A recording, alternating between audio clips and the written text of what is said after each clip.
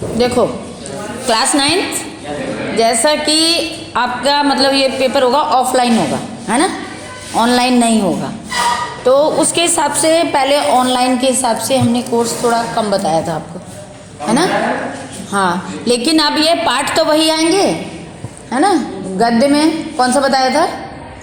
प्रेमचंद के फटे जूते, हैं। गद्य में प्रेमचंद के फटे जूते और काव्य में कैदी और कोकिला और उसमें कृतिका में माटी वाली, 3 पाठ बताएं, है ना। तीनों पाठों के प्रश्न याद करेंगे, जीवन परिचय याद करेंगे, उसमें से आपके प्रश्न आएंगे। चाहे जीवन परिचय भी आ सकता है, क्योंकि अब जब क्लास में पेपर होगा यहाँ ऑफलाइन तो बड़ा पेपर आएगा 40 मार्क्स का, है ना। ऑनलाइन होता तो 20 मार्क्स का होता है, जिसमें MCQ ज़्यादा होते, है ना, छोटे छोटे क्वेश्चन होते। लेकिन अब आपको पूरा टाइम दिया जाएगा 2.5 घंटे का, तो उसमें आप पूरा बड़ा पेपर करेंगे। तो ये 3 पाठ होगा, 3 पाठ तो आपको तैयार करने हैं।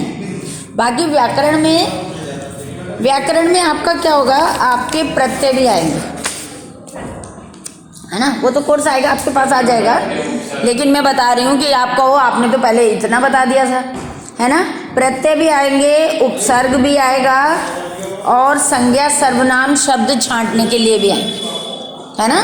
जैसे पैराग्राफ आ गया, लाइन आ गई, उसमें आपको संज्ञा शब्द छांटने हैं, सर्वनाम शब्द छांटने हैं। संज्ञा शब्द जानते हो ना, संज्ञा क्या? व्यक्ति वस्तु या स्थान के नाम को संज्ञा कहते हैं। उसके भेद भी देख लेंगे। व्यक्तिवाचक में कौन से होते हैं, जो प्रॉपर नाम होता है किसी का। जातिवाचक में हमने लड़का कह दिया तो वो भी संज्ञा है, लेकिन लड़के से पता तो नहीं चल रहा किसके लिए कहा हमने, है ना। जानवर कह दिया तो पता नहीं गाय भैंस बकरी क्या है, लेकिन वो भी हमारी क्या है, संज्ञा है, जातिवाचक संज्ञा है ना। इस प्रकार उसके भेद भी देख लेंगे। इसी प्रकार सर्वनाम के भेद भी देख लेंगे, क्योंकि जो भी शब्द होगा वो आपको छांट के लिखना होगा क्या है। तो संज्ञा सर्वनाम भी आपका आएगा। उसके बाद आपके मुहावरे भी आएंगे,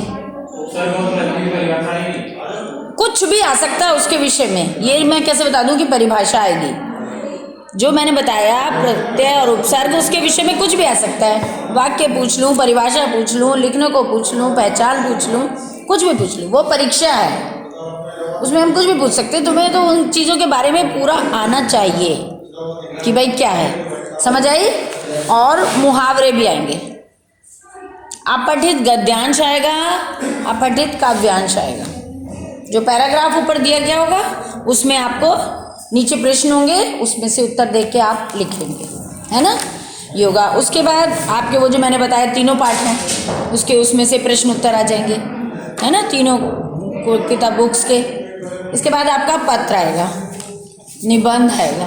पत्र और निबंध की कोई सीमा नहीं है कि हमारी बुक में है या कौन सा आना है, कुछ भी आना है। कोई सा भी पत्र दे सकते हैं किसी भी विषय पर, किसी भी विषय पर, है ना। पत्र भी और निबंध भी। अब 9th में है, अब ये तो तुम्हें बताना नहीं है कि गाय पे निबंध लिखो जी, 10 लाइनें लिख दो, घोड़े पे लिखो, त्योहार पे लिखो, है ना, नहीं ना। और तुम्हें अपने हिसाब से लिखना है, संकेत बिंदु बनाकर लिखने हैं। मैंने अगर संकेत बिंदु दे दिए तो आपको टफ पड़ेंगे, है ना, इसलिए अपने आप संकेत बिंदु यहाँ पर डालकर बनाएंगे। और यदि मैं दे दूंगी तो फिर भाई उस हिसाब से करना तुम, है ना। तो पत्र और निबंध भी हो गया आपका, है ना। और उसके बाद एक आपका क्या आएगा, विज्ञापन भी आएगा, ठीक है। विज्ञापन आएगा। अपनी बुक से विज्ञापन की तैयारी करेंगे और विज्ञापन भी आएगा। ये आपका कोर्स हुआ। अब आप इस चक्कर में लिख नहीं रहे हो कि ये वीडियो देखेंगे, है ना। हाँ, विज्ञापन में जो आपको विषय दिया जाएगा उसके विषय में लिखेंगे। हमने कहा 20-25 शब्दों में लिखिए, 20-25 शब्दों में लिखिए। हाँ, चित्र बनाना होता है, ठीक है, समझ आ गया, है ना। ये तो इसके विषय में पढ़ा दिया मैंने। और आप बाकी जो समझना है वो मेरे से पूछ लो कि हमें ये चीज़ समझ नहीं है, वो हमें बता दीजिए। तो वो आप लोग आप बताओ मैं आपको क्या पढ़ाऊँ।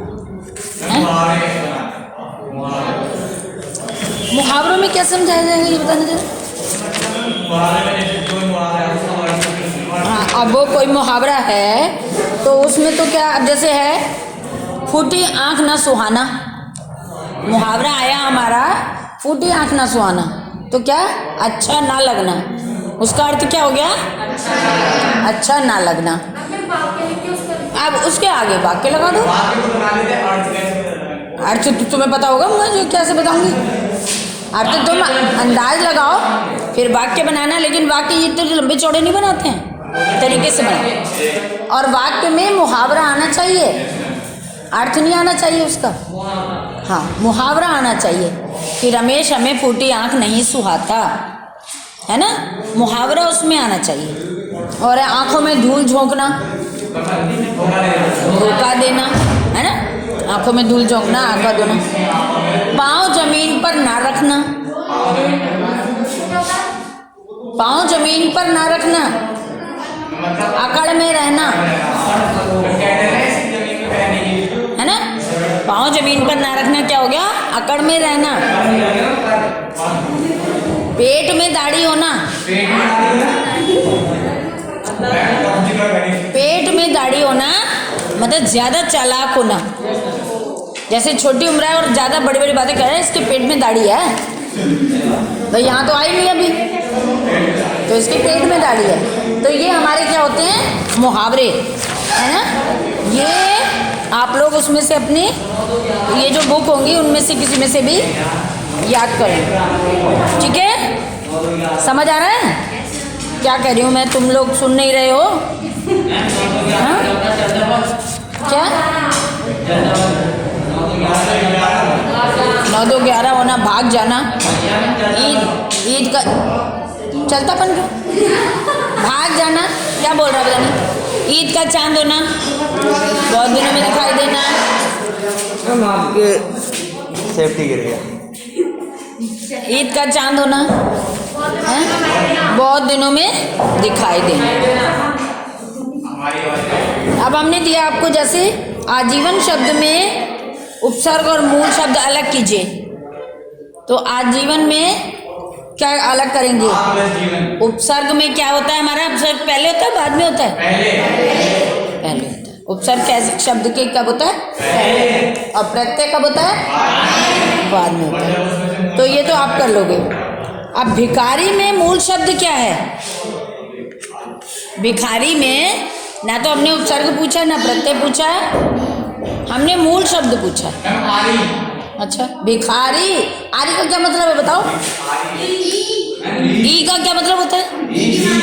मात्रा कौन पूछ रहा है तुमसे? हमने पूछा मूल शब्द क्या है, भिखारी क्या है? भीख। मूल शब्द तो वही हो गया जिसका अर्थ हो। मूल शब्द वो हुआ जिसका अर्थ होगा। आरी का कोई अर्थ नहीं है, ई का कोई अर्थ नहीं है, तो भिखारी का क्या हुआ? मूल शब्द भीख। आए समझ? हाँ, तो ऐसे आपको ये देना है भिखारी। क्या खुशबूदार?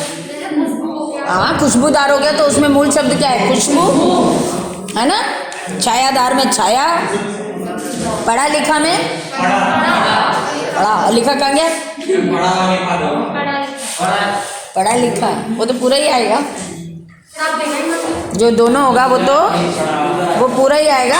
और मैं भी उस हिसाब से दूंगी जितने मेरे बच्चे होशियार हैं, मुझे पता है कि कितने होशियार हैं। मैं तो जान के ही वो शब्द नहीं दूंगी कि ये मेरे बेवकूफ बच्चे ढूंढते रहेंगे क्या लिख देंगे, कुछ भी लिख जाएंगे, है ना?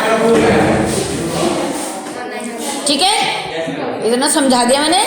अब आप लोग अपना ध्यान रखें।